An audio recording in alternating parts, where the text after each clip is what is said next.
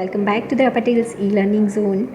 Friends, आज हम लोग economic development and economic growth का डिफरेंस पढ़ने वाले हैं। तो बेसिकली हम लोग स्टार्टिंग में थोड़ा इंट्रोडक्शन देंगे ऑफ दिस चैप्टर एंड फिर हम लोग मूव करेंगे on difference between economic growth and economic development. Indicator means क्या? जो चीज़ कुछ इंडिकेट कर रही है, कुछ दिखा रहा है।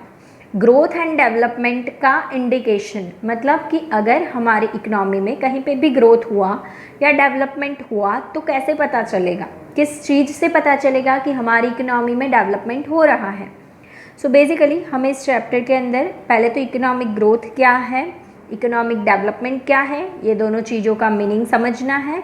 सेकेंडली हमें इसका डिफरेंस समझना है एंड लास्टली हम थर्ड स्टेज में जाके इसके इंडिकेटर्स पढ़ेंगे। सो इकोनॉमिक ग्रोथ का मतलब क्या है पहले ये समझ लेते हैं। तो जब कंट्री के अंदर ऑलरेडी डेवलपमेंट हो जाता है तब उसका नेशनल इनकम या बोले तो उसका ग्रॉस डोमेस्टिक प्रोडक्शन बढ़ेगा तो उस चीज़ को ग्रोथ बोलेंगे। शब्द को थोड़ा अच्छे से पकड़ना। इकोनॉमिक ग्रोथ का मतलब अगर कोई डेवलप्ड कंट्री है और ऐसी कंट्री की नेशनल इनकम में कोई इंक्रीज़ हुआ या ऐसी कंट्री के जीडीपी में कोई इंक्रीज़ हुआ, then it is known as economic growth.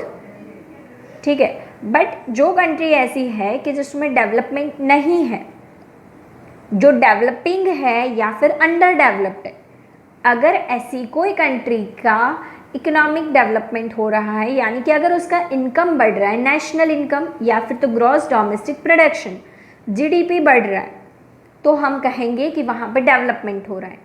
यानी कि अगर हम इंडिया की बात करें then India is a developing country जहाँ पे अभी डेवलपमेंट का प्रोसेस चालू है। सो अगर हमारी इकोनॉमी में चेंजेस आते हैं, हमारी नेशनल इनकम बढ़ती है एंड अगर हमारा क्या कहेंगे ग्रॉस डोमेस्टिक प्रोडक्शन जीडीपी अगर बढ़ता है तो हम इसको क्या कहेंगे? डेवलपमेंट कहेंगे। अब ऐसा क्यों कि अगर डेवलप कंट्रीज़ का प्रोडक्शन बढ़ा तो वो ग्रोथ है, अगर डेवलपिंग कंट्री का प्रोडक्शन बढ़ा तो उसको डेवलपमेंट कहेंगे। ऐसा क्यों? द रीज़न ओनली इज़ जो डेवलप कंट्रीज़ है ना, उसका जो भी प्रोडक्शन बढ़ रहा है, नेशनल इनकम बढ़ रही है, वो इसलिए बढ़ रही है क्योंकि उनका पॉपुलेशन बढ़ रहा है डे बाय डे। जो नेचुरल पॉपुलेशन बढ़ा उनके कारण उनका प्रोडक्शन बढ़ा है, तो इस चीज़ को हम बोलेंगे ग्रोथ। जबकि यहाँ पे प्रोडक्शन बढ़ता है, उसका रीज़न क्या है?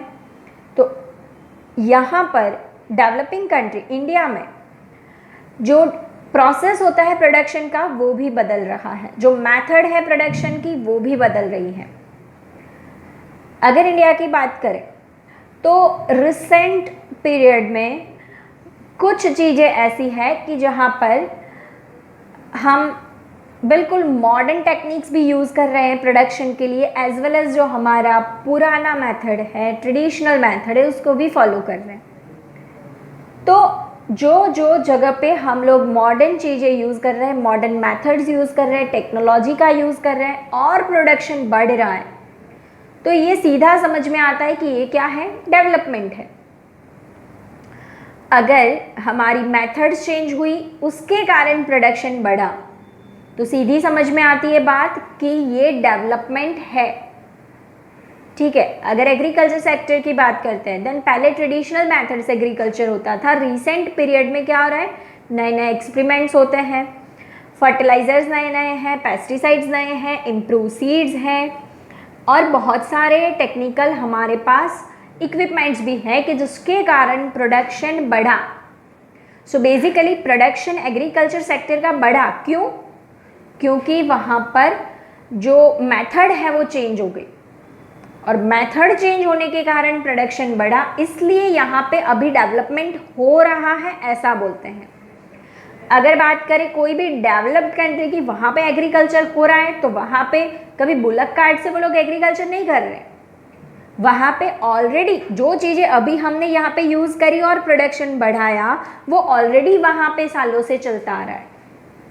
सो बेसिकली वो लोग अब ऑलरेडी डेवलप्ड हो गए हैं तो फिर भी उनके जीडीपी में इंक्रीमेंट तो आएगा ही, तो उसको बोलेंगे हम ग्रोथ। एक एग्जाम्पल के थ्रू समझते हैं।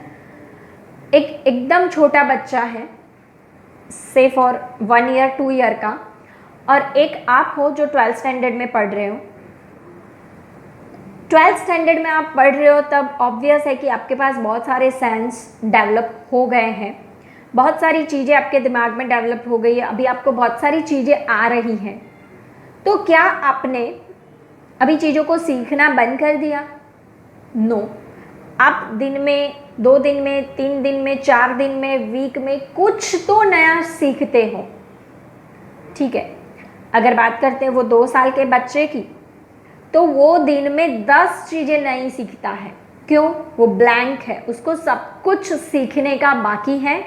तो दिन में कभी कुछ इसको क्या कहते हैं वो सीखता है, अभी कुछ इसको क्या कहते हैं वो सीखता है, कभी वो खाना सीखता है, कभी वो चलना सीख रहा है, कभी वो खड़े खड़े चलना सीख रहा है। सो बेसिकली उसको बहुत सारी चीज़ें सीखनी है ना, तो वो दिन में बहुत सारी नई नई चीज़ें सीखता है। वेरएज हम लोग भी सीखते हैं, बट हम अब वो सारी चीज़ें सीख चुके हैं जो बच्चा सीख रहा है, इसलिए हम उसकी कंपैरिजन में अभी क्या हो गए हैं, डेवलप्ड। दैट डजंट मीन कि हम कुछ नया नहीं सीखेंगे।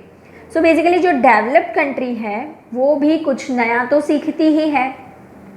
तो अगर वो कुछ नया सीखे तो उसको ग्रोथ कहेंगे, और अगर हम कुछ नया सीखें, हम अभी छोटे बच्चे हैं, एज अ डेवलपिंग या अंडर डेवलप, तो हम अभी बहुत कुछ सीख रहे हैं, इसलिए जब जब हम जो जो कुछ सीख रहे हैं दैट इज़ कॉल्ड डेवलपमेंट।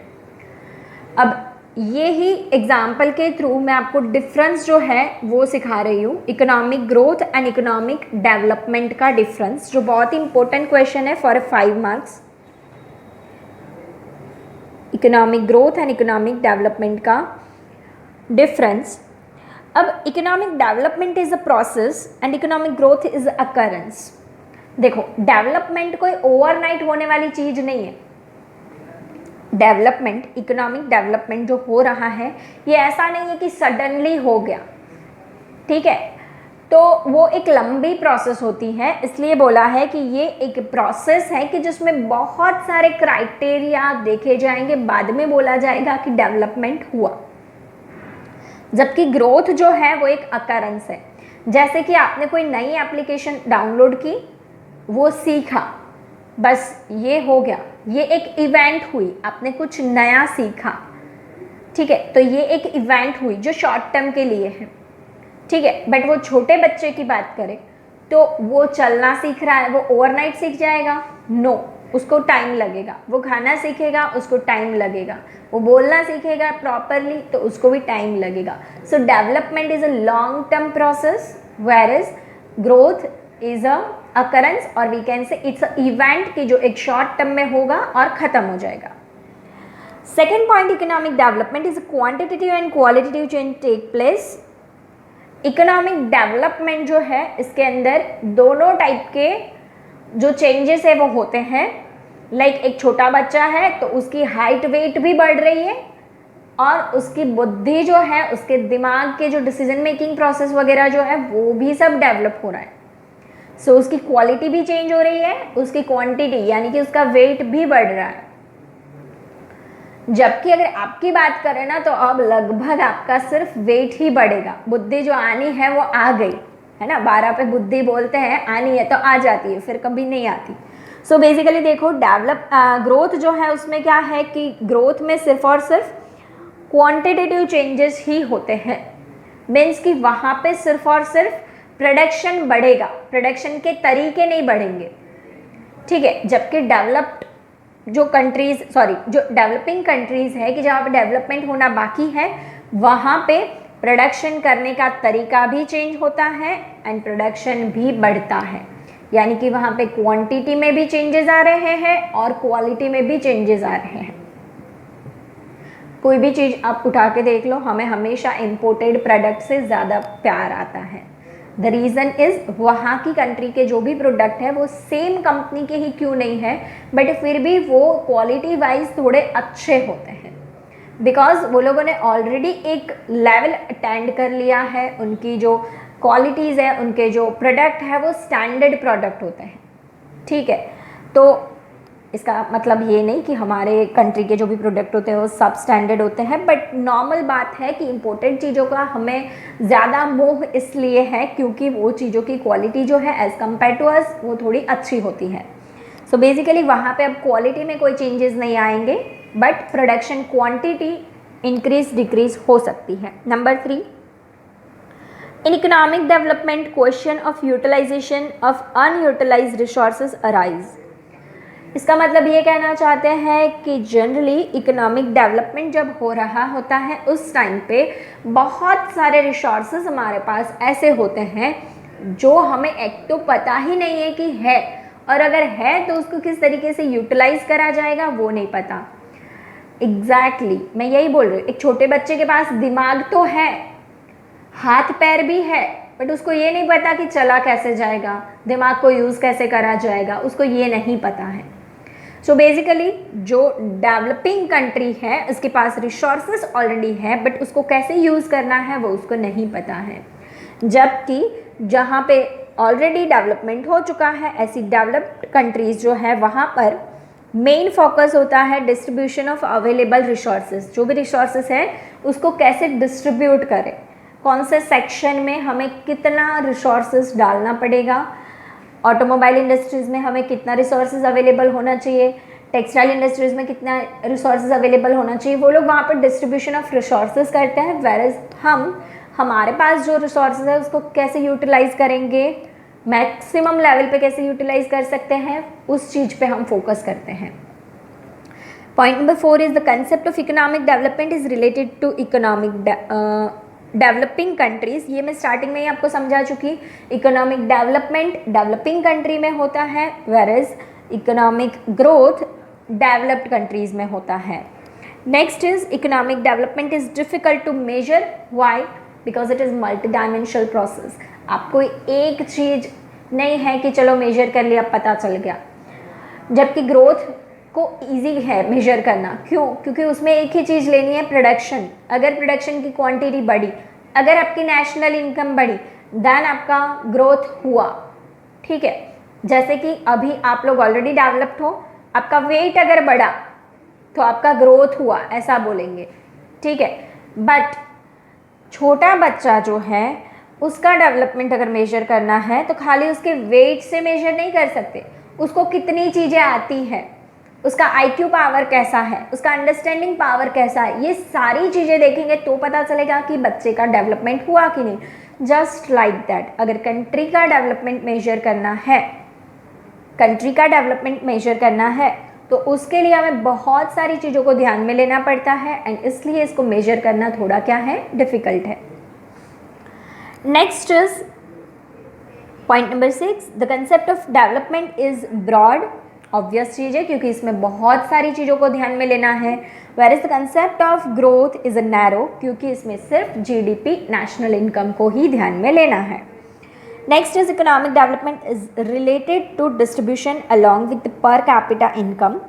इसमें मेनली हमारा फोकस होता है हमारी नेशनल इनकम बढ़े और हमारी पर कैपिटा इनकम भी बढ़े, जबकि जो डेवलप्ड कंट्रीज़ है उनको सिर्फ और सिर्फ उनका पर कैपिटा इनकम बढ़ाने में ही इनको इंटरेस्ट है, इनको डिस्ट्रीब्यूशन ऑफ इनकम क्या है उससे कोई लेना देना नहीं है।